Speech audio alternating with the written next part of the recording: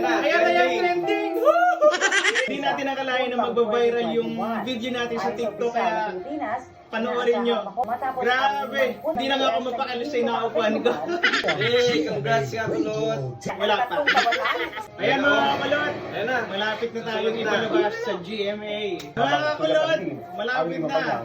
Ayan, maraming salamat sa mga sumusuporta kay kakulot. Nasa TV na tayo.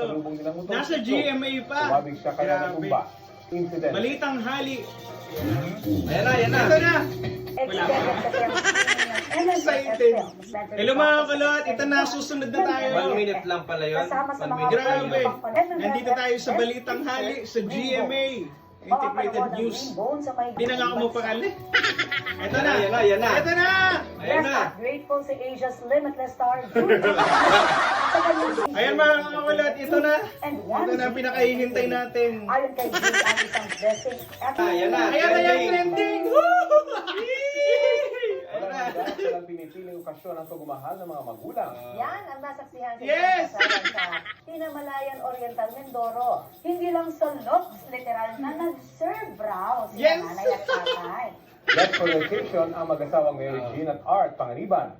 Pero bago pa man umariba sa kasalan, Ay, doon, tulog muna sila sa eksena. Grabe. Ang kanila kasing food court business, paandar na pampagana sa kasal ng anak na si Eileen. Ay, yun naman ang sagot sa mga bisitang nakitusok-tusok sa Ali Street Food. Benta rin sa mga nakisaw-saw na netizens ang video. Yes! Viral yan with more than 800,000 views. Oh, highlight! Trending! Yes! Ito po ang balikan Thank you. Makikima po. Thank you, Balitang Hali! Balitang Hali, thank you so much, Jimmy! Ng Pilipino. Solid! Woo! Solid!